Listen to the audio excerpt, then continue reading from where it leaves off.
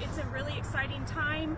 The places that we have closed have remained closed, free of sleeping, as they return to their intended use, and I'll kick it to Mark. Mark Smith, CEO at Housing Solutions. We're the lead agency on homelessness. Just excited to have this ongoing partnership with the City of Tulsa, with partners like YWCA who provide case management and support for the folks who are leaving these encampments, going back into housing and recovery, talking about returning public spaces to their intended use. We're also launching safemovetulsa.com, the website, so we'll have that public information for the community.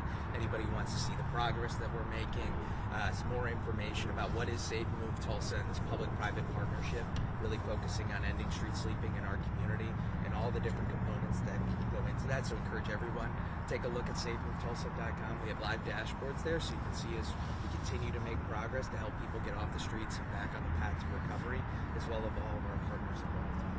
One of the key pieces around Safe Move Tulsa, I think, is if we are all united in this public-private partnership under one goal of ending street sleeping in Tulsa, providing ongoing housing assistance, case management support for individuals in need of it, freeing up space and shelter, but we are all wrapped around together in one common goal of ending street sleeping through providing resources to meet individuals' needs. I think it's best to hand off to Julie, because this work doesn't happen if we're not providing good support and stability for folks after entering housing to make sure that they recover and they are able to move on to productive lives. Julie, do you want to step in a little bit there? Yeah. Perfect. There you go. I'm Julie Davis, the CEO of YWCA Tulsa, and part of the success of the individuals is making sure that they have wraparound case management services for the next year and are able to access things like knowing where resources for food are in the community.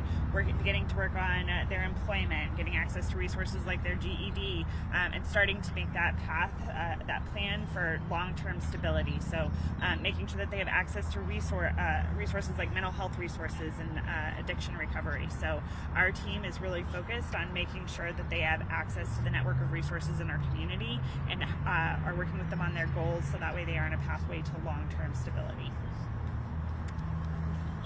Julie, what's been the track record of the folks that you've helped so far? How's that going?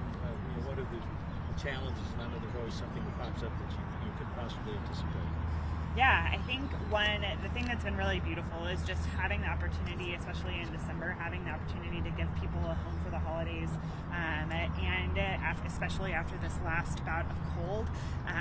We had a client that said he went into the gas station and got as many matches as he could because he thought if he could just burn as many matches, his hands would just get warm. And we were able to say, tonight you have a warm place to sleep and you don't have to worry about being cold. And I think that's the power of this collective movement, is being able to help people not have to be in the elements, not have to face a night of sleeping on the street in the cold. With the YWCA providing case managers, what's the caseload per person?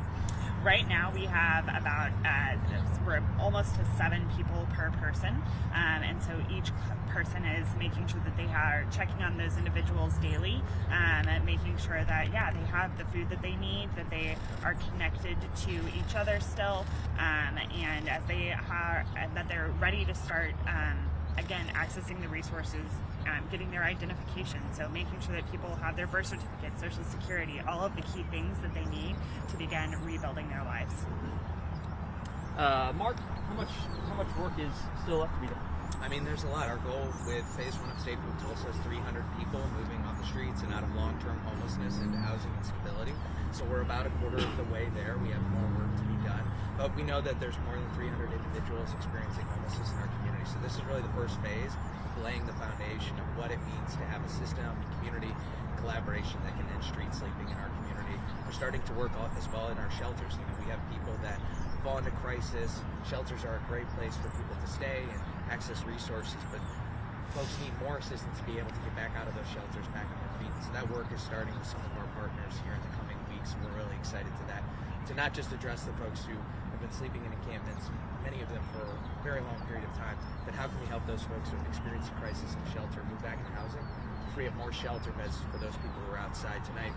Like Julie said, when we have severe weather, or for folks to start getting in and get resources. So that's the next part of this first phase of Safe Move Tulsa, is to really see more people moving on to recovery, whether they're unsheltered, they're in shelter. Did the cold weather shelter system work now that it's kind of the first real test of it? Or is it work out? It was great. I think what really shined is we had a great partnership with Tulsa Transit, and we're able to transport people on the first evening before the weather really turned. 2 bus loads ran for several hours back and forth to Dream Center West and to Creoaks, and we had more people in shelter on the very first night than we typically do. So the system worked, partners came together, and it's really a collaborative effort. I would just add to that while we were providing shelter, and this has been an ongoing thing, we have these severe cold weather incidents that are becoming an annual occurrence. How can we work together, having service providers, having city support, and having a winter shelter that could expand capacity? So we were only opening one additional pop-up facility at Tulsa Dream Center West, and another facility that was expanding. It was incredibly helpful. But in addition to that, Julie mentioned the work that we're doing in encampments. We had folks who are part of these encampments who were in the shelters during that severe cold weather that then moved into housing. So being able to have this really tight network of collaboration, focusing on long-term recovery for folks, even when we're in an emergency situation, is really important. And so we had folks from encampments who moved directly into housing, didn't have to come back out here. We had folks who were able to reconnect with family as well. So that's what we want to do. We want to provide safety and security for folks when the elements are really severe, but we really want people to long-term move into a better position. And that's what we're working towards. Has Safe Move Tulsa, or just the city overall, received any kind of directive or expectations from the state level in connection to Operation Safe? There's no connection between the two. Safe Move Tulsa is Tulsa's pathway to ending street sleeping.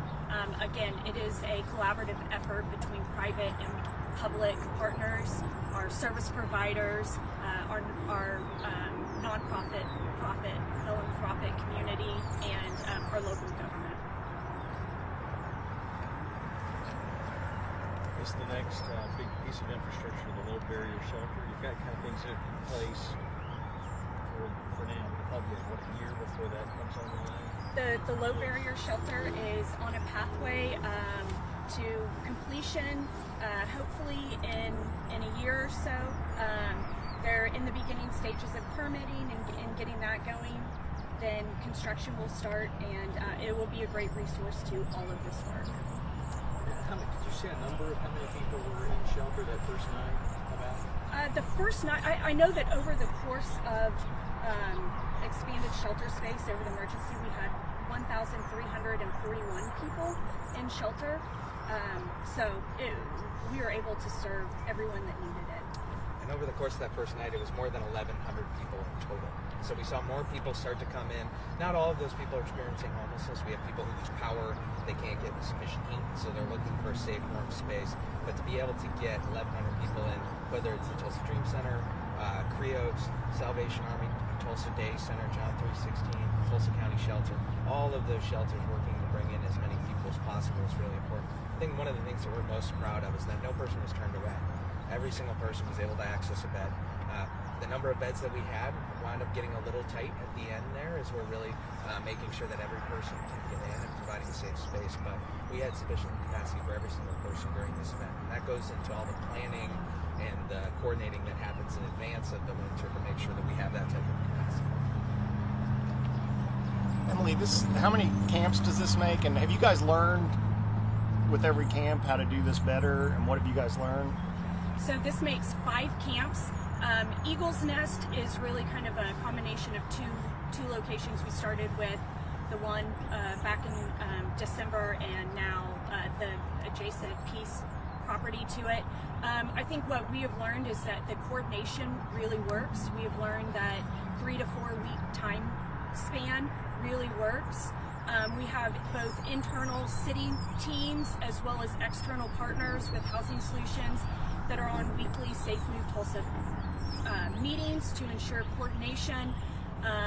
I think the thing that also works is for the private properties, this relationship that's being developed with the private property owners and having that full-on commitment and desire from the private property owners for assistance and partnership in closing an encampment. Did you want to touch on the website a little bit more? I know you mentioned it launched, but I don't know if you really got into detail of what all it does.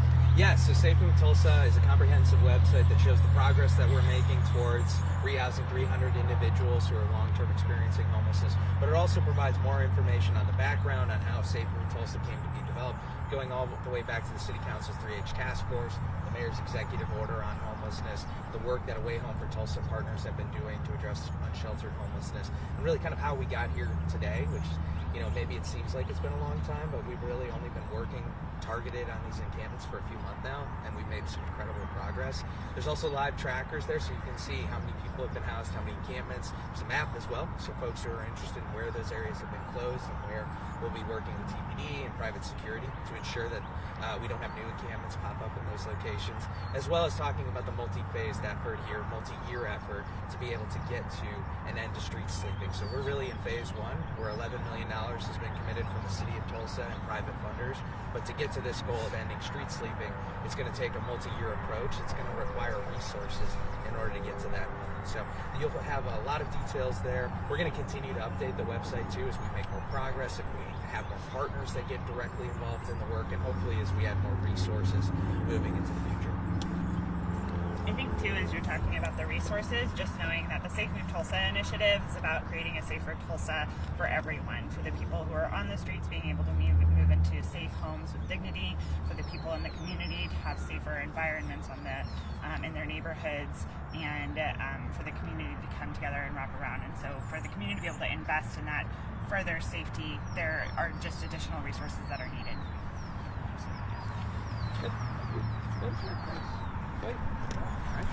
Thank you, everyone. Yeah, appreciate Thanks, it. y'all. Yeah. Thank you. Thank you.